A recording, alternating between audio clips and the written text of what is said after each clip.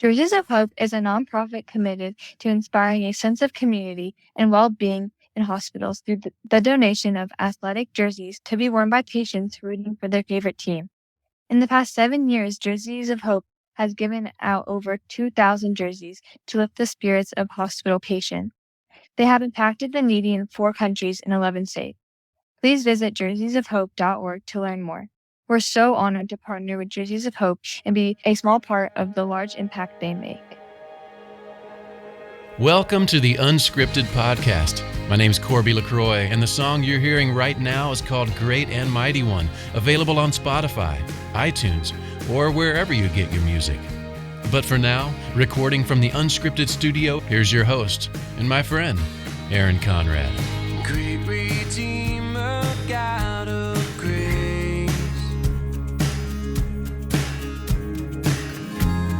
All right, everybody, welcome back to Unscripted from my studios here in Columbus, Ohio.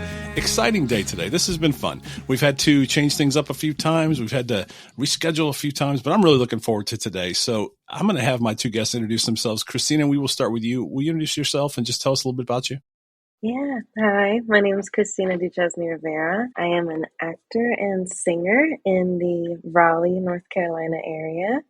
And yeah, I've been performing, acting, singing since for a long time, a very long time. Well, it's wonderful to have you on. It absolutely is. Julian, can you introduce yourself? Yeah. Hey guys, I'm Julian Simoes, actor based in the Raleigh area in North Carolina. I'm a fan of all things nerdy and dorky, and You came to the right place.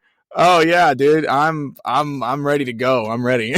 Well, this is such an honor. We've had a few minutes here to pregame beforehand, and it's just been wonderful to get to know you both. I'm looking forward to learning even more. We're here today to talk about the film that you just completed, Ordinary Things, and so I really want to talk about that. But first, we got to talk about my guy, TC Stallings. I'm rocking my Bedford hat today. TC went to my high school. He's a few, No way. Yeah, he's a few miles younger than me. Let's just put it that way. But TC's my guy. I love me some TC Stallings. And so when I saw the trailer, I was like, hey, TC's in this. So anyway, I just had to throw that out there to start with. Yeah, he's awesome. I loved him. That was my first time ever meeting him, and I honestly didn't know much about him either. He was on set for one day. So it was actually, yeah, it was a lot that happened before he showed up on set.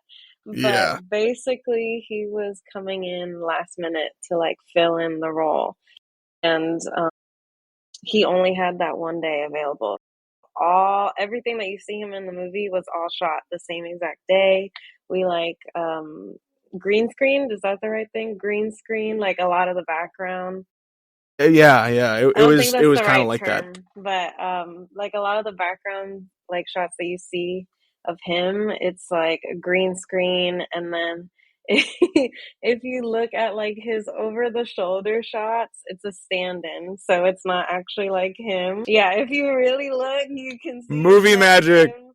It's not him at all, because all the shots that we got of our faces that he's in the scene, he wasn't there that day. So we had to kind of imagine what he would be like. Wow. And I was completely wrong, because I had no idea how bubbly and spontaneous he was. He's definitely one of those actors who likes to improv in the script. Every single take is different, which I love. It makes it way more fun. But yeah, you just didn't know what to expect, and I feel like he was always just trying to make me laugh the whole time. And so it was just so much fun to work with him. But I look at it now, and I look at my reactions on the camera. I'm I was reacting completely different when I was actually acting with him. Because I just didn't know what to expect. But he was an absolute joy to be around. We played games. Julian, you Oh my tell him about the gosh. games. No, yeah. So this man's one of a kind. So we were doing we were doing one of our coverages, and we're doing his coverage for one of these scenes, and we're just getting our over the shoulder, and there was a lot of like technical figuring out things, because the way that we were doing it was kind of like green screen, but the way that we did it was we actually had this super high res monitor that was set up in the back, and we got a lot of pre-recorded footage of the exact angle that would be in that in the shot. So we overlaid it in the back, and when you put a camera to it, it's crazy because you can barely even tell that it's on a monitor. So because we were figuring this out, there was a lot of stop and starting, a lot of going, and a lot of hurry up and wait.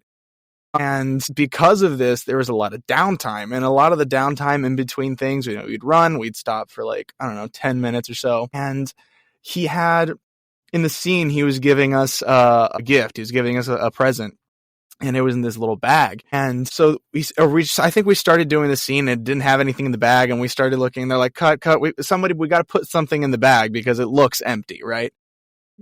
So we had some people put things in the bag, and then he's like, all right, we start doing the scene. And then he decides he wants to play a game just to pass the time. He's like, all right, I need you to guess what's in the bag. And he starts, he's treating this like it's like some kind of like a Steve Harvey game show. Like he's pulling out all the stops, man. It's hilarious. So we're cracking up, and to the point that Mike, our director, is having to rein us in and get us to stop talking because we're having too much fun with this. So he's like, all right, you guys got 3 guesses. So we had, and you get no more guesses. You can phone a friend once, but you only got 3 guesses. So we spend this entire time in the scene, we're doing his thing. He just cuts right into it. And then as soon as we hit cut, he's like, all right, you guys got any guesses? So it was so funny, and we debated for a long time, and it was so stressful. There was no money on the line. There was nothing on the line, but it felt like the stakes were so high. He was hyping this up so much. But yeah, no, I mean, he found a way to make everything super fun and enjoyable. Christina, you spent a lot more time with him than I did.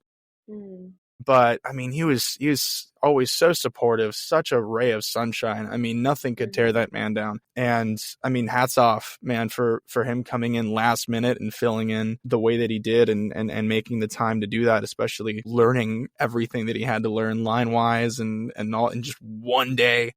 It really was a blessing to have him on. It was really, really cool. Really funny because I texted him and I told him we were going to do this interview a few weeks ago, and that's exactly what he told me, was that he said, he's like, I did it as a favor. It was just kind of a quick thing. He didn't go into all the detail that you all did. So yeah. And the other thing too is the over the shoulder probably had to be whoever that guy or whoever that person was. They got to be put together because TC is put together. Man's a brick wall.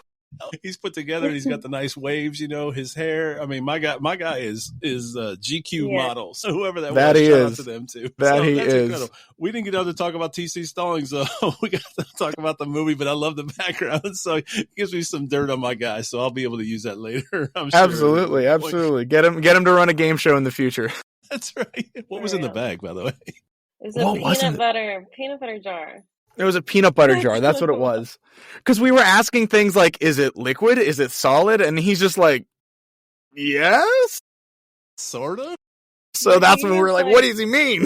Yeah, he was tricking us along the way. It was fantastic. I love it. All right, let's talk about the movie. The film is, and I have to ask this, it's a Christian rom-com, correct? Is that the right way to? So there's not many of those. Is there any? I can't think of one off the top of my head. There's a lot of Christian films.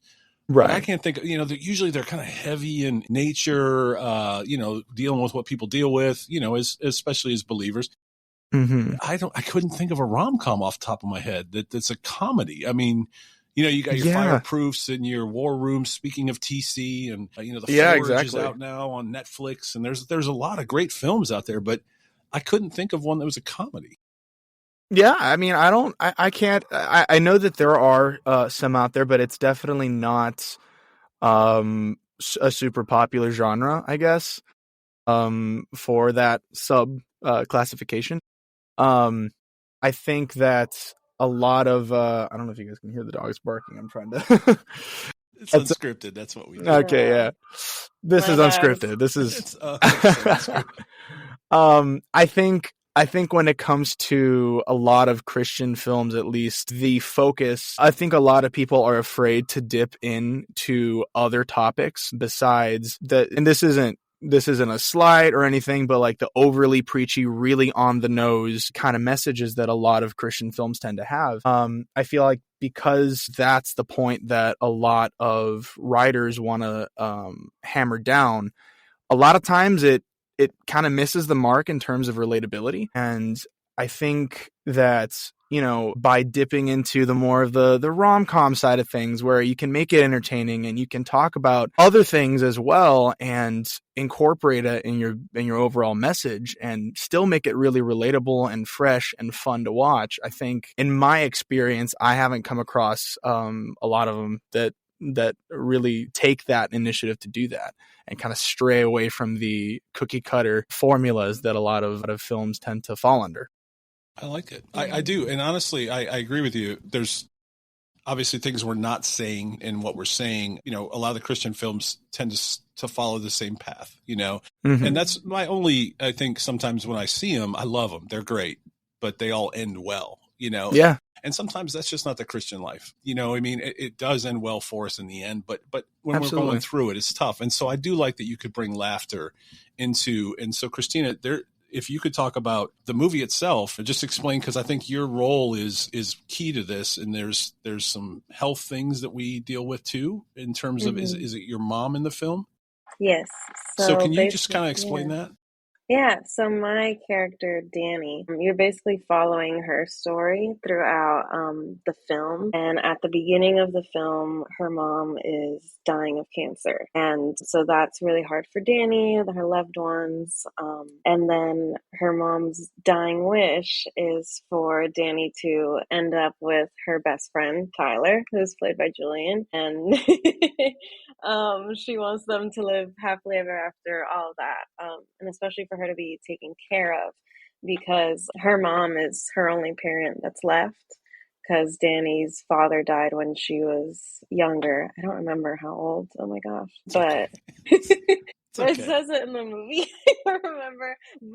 But so her mom just wants her to be like taken care of, in good hands, and she's been best friends with Tyler for forever, since they were toddlers, basically. So she trusts him and knows she'd be okay with him. But Dannie doesn't really want that. She's very much like, Tyler's just my friend. Like, I'm not really into him like that. There's someone else out there. There's other things out there for me, all this stuff. But at the same time, she's like, I want to make her happy, like, and I want her to, like, be at peace when she passes. So she concocts this plan, which Tyler goes along with, because he does anything Dannie tells him to do. Basically, the plan is for them to fake getting married, and fake a wedding at the hospital, all that. So her mom believes that she's getting married, but in reality, it's not real. So once she passes, they just go back to just being friends. But then, not to spoil the movie, a miracle happens and she is miraculously healed, and they have to then deal with the lie that they have created and everything that comes with the lie and all the other people it affects. And then the truth comes out at some point. But yeah, that's pretty much the premise of it. And you just kind of see Dannie battling between like what she should do, what's right, what's wrong. She's also very much like trying to people please. She's just very indecisive, and she wants everyone to be happy, and she wants everything to go the way she wants it to go. And she's kind of gotten to the point in the movie where she's lost all control of everything, and it's all just going crazy. So yeah. I love the writing of it. I have two daughters and a son. My son's the eldest, and then I have a daughter that's at Liberty and one that's doing her master's now. But relationships, and so I grew up in the '80s, and so I got '80s movies like 16 Candles and Pretty in Pink and Breakfast Club, right? Like all the John Hughes films, and they were all fantastic. And that's how I was raised. And so we had rom-coms that and so those were kind of my teenage dating years and college dating years. My daughters now, I'm a dad. And so I'm watching them go through heartbreak times and times where they probably want to please us. So everything you just said, like I obviously different story, but understanding that it's really hard. And so I'm really glad there's a film now. I can't wait for them to see this because it really helped. I mean, when you're growing up and you're in those teenage years and you're in those dating years and they're really hard. And so when you have a film that kind of helps make light of a situation, especially in the dating world or marriage world, I'm really encouraged to have them see that. But this film is heavy at times. Is that correct? There's some scenes that are very, very heavy. Is that right? Absolutely. Yeah. Yeah, I would say so for sure. How did you handle those? For both of them. I'll say this is more of a Cristina question. She had to deal with a lot heavier scenes. Yeah. It's funny because this film was my first feature film where I was the lead and where I had to tell this story from her perspective. And sometimes I feel like you can be on set for like a really small role and you feel like there's not that much pressure because they're like, oh, I have like a one-liner here, or I'm just like the character that comes in and makes you laugh for a second and leave. TC. Yeah. Hey everyone, this is Caitlin. Did you know that the Unscripted podcast is a part of a larger group called the Unscripted Collective? The Unscripted Collective is a team committed to building websites, podcast coaching, and even has a merchandise warehouse for podcasters and organizations. Find out more at myunscripted.com. Reach out today to find out how we can help you in your organization too. Visit myunscripted.com. Now let's go back to today's interview. But with Dannie, which I was super excited about as an actor, is telling her full story from beginning to end. And getting into those more emotional scenes, I was a little nervous about because especially the one scene I'm thinking of is when Dannie is talking to Tyler's dad about her dad and how she kind of just breaks down. That was something I was very nervous about because I had read the script, and in the script it says she breaks down, she cries, all of that. And as an actor, like, especially when you're younger, like starting off, there's this pressure to like cry on camera or on stage, or it's just like, oh, I need that one single tear shot. It's just like that pressure, which is it's just too much pressure for something that doesn't need to have that much pressure. When in reality, you don't have to think about the crying. You just have to think about telling the story. Yeah. Like that's like the most important thing is to tell the story. And if that single teardrop goes down your face, great. And if it doesn't, great. Like you don't have to have like all the tears, all the crazy, like wailing, whatever, as long as you're just in the moment and feeling it. And that scene was shot my second or third day on set. And I was really nervous because, especially that day going into it, because it was the very last scene of the day. I was there from like 7 a.m. to 6 p.m. that day. And it was the last scene of the day. And I was really nervous driving to set that day. By the time we got to the scene, I had gone through so many scenes that day that I was just like mentally exhausted. I didn't even have like the anxiety to like think about it, which honestly I think really helped me be able to just like let myself feel all the feels and not put that pressure on myself. And I feel like after that day on set, I felt really good and proud of myself. And I was like, okay, like I did it. Cool. So then after that, all the other emotional scenes I wasn't anxious about it anymore. Like it just kind of all left the room. And there was even some scenes that weren't initially written to be emotional, but they just ended up being emotional. Like the scene at the beginning of the movie when Dannie's at her mom's bedside, just watching her, like there was nowhere in the script that said for like Dannie to cry or to get emotional.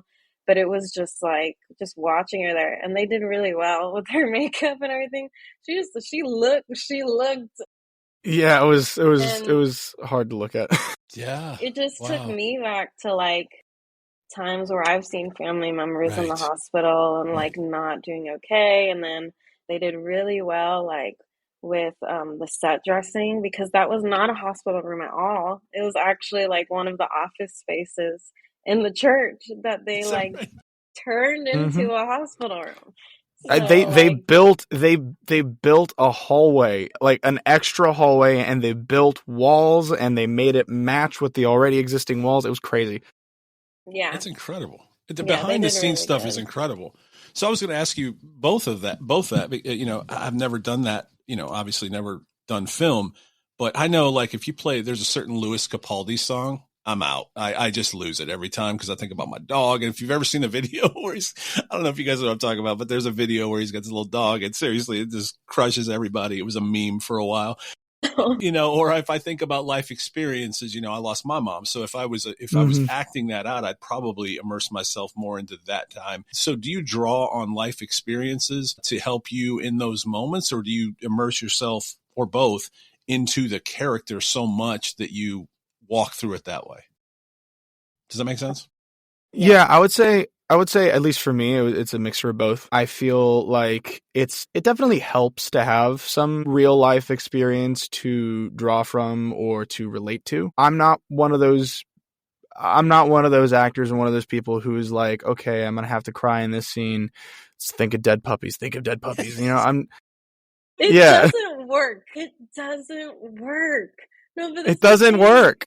Every actor goes through that phase where like, I'm gonna try to think of like my dog getting run over. Yeah, it's And like like it's something that every actor I feel like tries, and it it just doesn't doesn't work. work. It doesn't It work because doesn't it work. pulls you out of it, right? Because then you're just forced. It's like that thing, you know. If you're like, okay, if I tell you don't think of a pink elephant, now all you can think of is a pink elephant.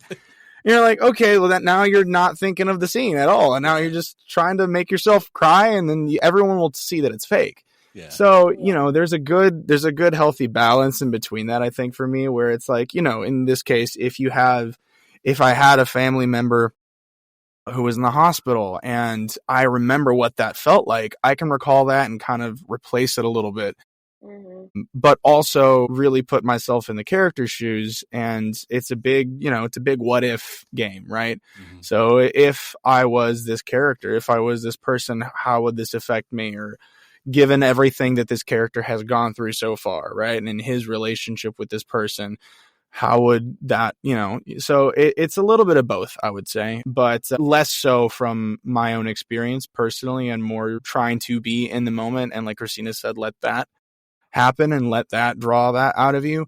Because otherwise, if you try to force it, you know, the camera, unlike theater, right? The camera is like right here. So, you know, Yeah. everybody that is watching the film and everyone's watching you Yeah. is right here in front of you. And Right. Mm, people can tell when you're faking yeah. it. People can tell when it's not sincere.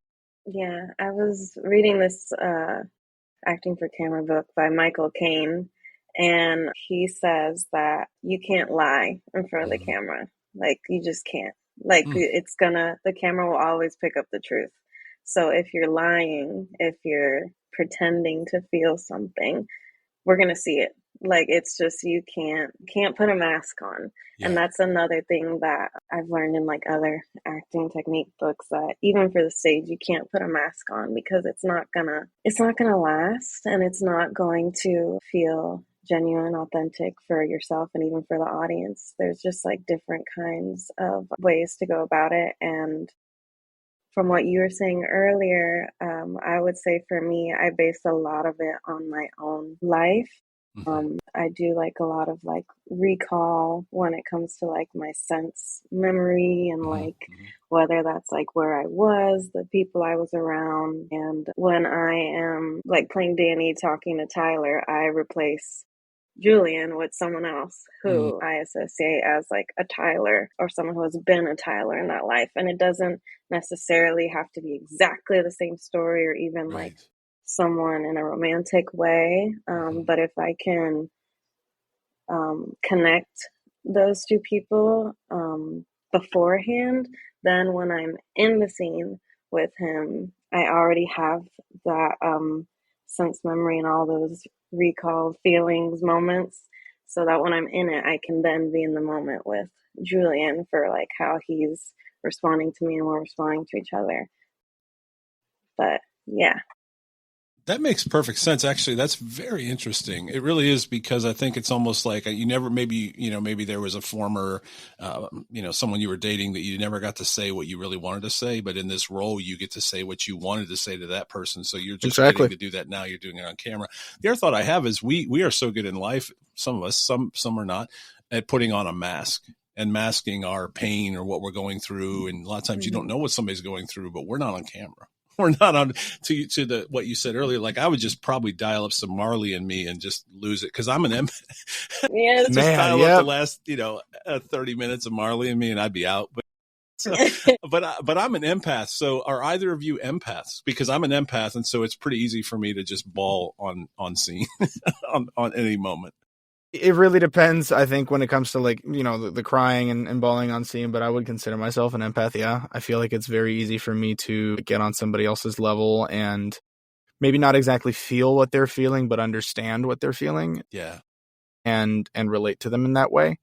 For a little while, I taught children's theater and was a kid's acting coach and all that. So a very important part of all that was meeting the kids at their own level. And because, a lot of the classes that I was teaching, they're either doing it after school for fun, or they were just getting into acting and theater. And so, some weren't really that great, right? And that's what they're there to learn. And a lot of times you kind of have to, learn you have to figure out how to approach a certain thing with each individual, right? Because everyone learns differently, and everyone, especially when it comes to acting and the creative arts, right? Everyone expresses themselves differently. So it's really important to be able to feel that out and kind of customize how you interact, and even on when you're performing, customize your performance in a way to how someone else is performing as well.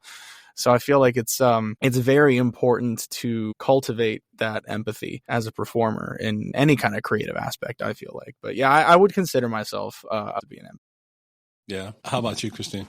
Yeah, I'd say the same. I definitely am, for sure. But I think it's really interesting because a lot of people think that actors have to be empathetic to feel all these feelings. That is far from the truth. There's so many actors who are not anything at all. But yeah. So, and they can still be great actors, which is the crazy part.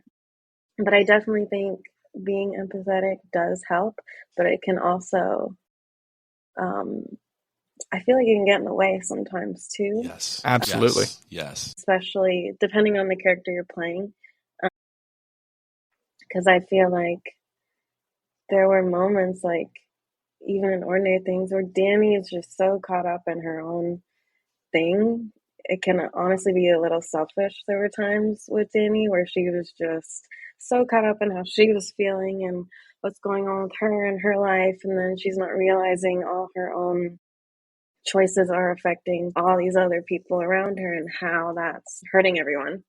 Yeah. And then it's not until it's too late, she's like, oh no, what have I done? Right. So yeah, but I think empathy is a big part of acting, but you don't necessarily need to be empathetic to be a good actor. Yeah. I was thinking as you said it, because I think one of the things about being an empath is you can't unravel yourself from other people and the emotions. So I think when you said that, that's so true. It would almost be beneficial to not be, because then you couldn't just disassociate yourself. Disconnect yourself. Really, right? Yeah. Gosh, that's so interesting, because I thought that, as you were saying that, I thought the exact same thing. Julian, I have to ask you, I saw an interview too where you were saying that your personality type or relationship type is much more like Christina's role in the film. Is that true? Absolutely. Yeah. At least I'll say this, at least before working on the film, I've learned to check myself a little bit more, but naturally, I remember when I was first reading that script that immediately I was drawn to Dannie's character just because it was speaking to me on so many different levels, calling me out on everything. Yeah.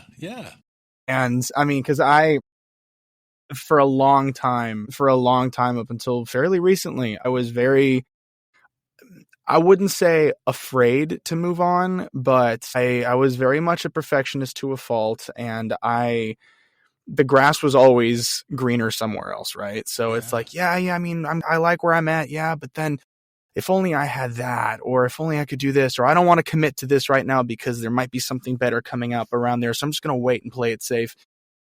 I was very much like that for a long time, and it was really cool getting to work on the project and play Tyler, because it was almost kind of like, me getting to play a more idealized version of what I kind of wanted to be in a way, and a character that was challenging me and how I thought of things, just like he was challenging Dannie. And it was cool getting to play that and to embody that for the filming process, and then coming out of it afterwards and being like, yeah, I could rock with that. Yeah, I could do that a little bit more. But yeah, no, absolutely. Very indecisive. Very, that was very much the case. So let me ask you both, because of that, I know you've mentioned having a girlfriend. I don't want to get in your private lives, but no, that's fine. But yeah. when you're playing a role like that, and you just said you got challenged, maybe did that challenge you in your dating relationship outside the film? So when you walk off set, did you have to again unravel maybe some of those things, or have you all had to do that in any role that you've ever been in? It's funny You both because just got the look on your faces is perfect. I'm trying to think. I'm thinking. That's a good question. It's funny because when we both were filming this movie, we were both single at the time, I think. Mm-hmm. Yeah. We were both single at the time, so we didn't really have to deal with that. There you go. Okay. Yeah. But then when the premiere rolled around, we both were in relationships. Yeah. Both of my boyfriend and his girlfriend came to the premiere, so they both saw it. And it depends, because I'm trying to think if like in the past I've had to deal with it, but weirdly enough, I feel like in the past when I was in a relationship, I never had to do like a role like that. And then when I did have to do roles like that, I wasn't in relationships. Honestly, I think that's the same with me. Now that I think about it, it's funny, it just weirdly happened that way. Such a random question. Yeah, no, but it's a good question. It's a good question. It's an unscripted question. But seriously. Like now, because me and my boyfriend are both actors, so we've had like the conversation of like, okay, like what type of roles are we gonna like accept? Like, what are we comfortable with the other person doing? What are we comfortable ourselves doing? So definitely like what I had done in Ordinary Things is something that like, okay, we're okay with doing something like that again. But if something like past that, we're like, maybe not. So it's just kind of, I feel like it just depends on like the couple and how they react, because there's definitely people out there that are not cool with that at all. Yeah, absolutely. Yeah. I think I'm very weird in a romantic comedy, especially. Right. Well, it's interesting. I feel like in my case too, I think, my relationship history too. I mean, I think most of my relationships have all been also with other creatives and other artists as well, and other actors. So I feel like there always was like this base understanding of this is what we do. You go to work and you do work and you come home and you leave that at work, and that's just kind of how it is. As far as like, bringing roles home or all like that and not being able to break out a character, I mean, that's like a little bit of a different story. Yeah. But I would say in terms of relationship stuff, it tends to stay pretty separate. And it's a really interesting question though. It's a really good one. Thank you. It's interesting. All right. So we got on to talk about the film, and I hope people have enjoyed just the conversation about just getting to know you two, because in doing so, I hope that they'll want to make, go see the film, because, I do as well, because now that I have some background and know that TC wasn't actually standing there and all these different things that we talked about, I really want to go see the film, like the 3 Men and a Baby that, when talking about, there's that rumor that one thing. Anyway, okay, that's completely, welcome to Unscripted. That's on track. Anyway, let me get it back on track. The film, where can they find it and when? It is on Tubi, Prime, and YouTube. I believe it is free on YouTube. I don't know if it's free on Prime or Tubi yet. Pretty sure it's free on. I definitely know it's free on YouTube. I think on Tubi. I don't know because I went and looked at it today to see, and I think it was. I think it's free on YouTube and on Tubi. I'm not sure about Prime, but yeah, and it's live now. Good. And is there a website for the film? Do you guys know? Yeah, it's is it Ordinary Things? Hold on. I think it's Ordinary Things movie. Yeah. Yeah, because I think it's under like the Living Word. Okay. Living Word Studio is like homepage and all that. Yeah. Okay. And I have it linked on my Instagram. There you go. Well, all right. So great segue. Where can people find you? Both of you. You can find me on Instagram at Cristina Duchesne. And then if you want to see any other work I've done, and then hopefully more work in the future, you can find me on IMDb, Cristina Duchesne-Rivera. Okay. And how about you, Julian? Same exact thing here. Excuse me. I am most active on Instagram. You can find me at Jules Simoes, Julz Simoes. And same thing. I'm on IMDb if you want to keep tabs on whatever I'm up to and see anything else that I've done. All right, we're going to go around the horn on two last questions.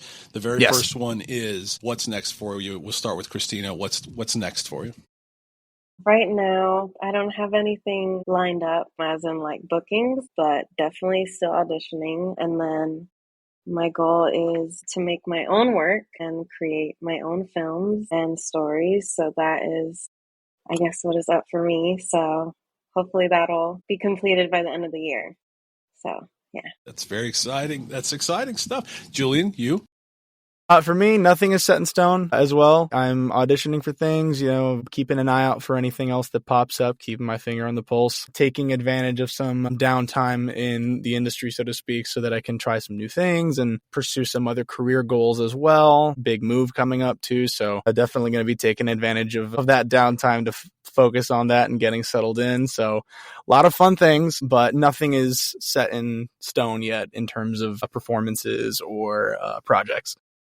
And there's nothing wrong with that for either one of you. And honestly, my prayer is that this movie and people that see it will maybe be a springboard for both of you and opportunities where, your talent is out there so people can see it. The last question I have for you, and I ask every one of my guests this, it's kind of a tradition for me. So I'm going to start with Cristina again. What would you tell your younger self? Julian, you're going to get it. See, normally you don't get time to think about it. You get a chance to think about it. So actually, you know what? I'll do this. Julian, what would you tell your younger self? Dang it. Okay.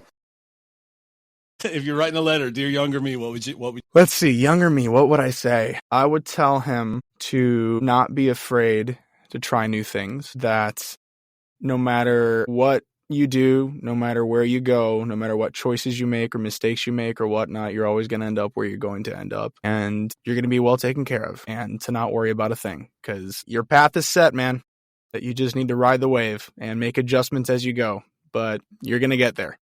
How about that? Cristina, how about you? I definitely tell my younger self to keep dreaming, keep going, keep striving, trust yourself, trust your choices, trust your decisions. There's no need to have so much self-doubt, to just keep going is the main thing I would say. I love it. Well, you all have been so much fun. I've really enjoyed this today. I hope you have. I know it took time out of your day today. I know you guys are probably doing the car wash, as they say, going through all the interviews for the film. So good luck to you in the car wash as you continue to do this media tour, as they call it. But no, I'm honored that I got to just be one of the places that you stopped by and spent time with today. And we've had to juggle. And so you've been more than gracious with that. And thank you both. The film, once again, is Ordinary Things, right? That's Ordinary correct. Things. You can get it on Tubi, Amazon, and YouTube. And we think it might be free on Tubi and YouTube, and we're not sure about Amazon. Is that correct? Oops. It's fine. It's fine. It'll be all linked in the description. And then, did you find the website when you were looking for it? Is it Ordinary Things Movie? It's ordinarythingsmovie.com. ordinarythingsmovie.com. Find all things there, and then follow both of them on Instagram. Nothing but the best for both of you. I really do. I hope continued success. I can't wait to see the film myself, and I look forward to seeing it. I'll sit down with my wife, and then we'll send it to my girls so that they can watch it too, going through relationship stuff. And thanks for making the film. Thanks for doing that, and I wish you guys nothing but success. Thank you so much, Aaron. It was a pleasure. Thank you so much for having us. Absolutely. Good luck on the car wash. Thanks for joining us for another episode of the Unscripted Podcast with your host, Aaron Conrad, from his studio in Old Hilliard. Make sure to like, share, follow, and review on your favorite podcast platforms. Also, make sure to check out my song Great and Mighty One on Spotify, iTunes, or wherever you find your music.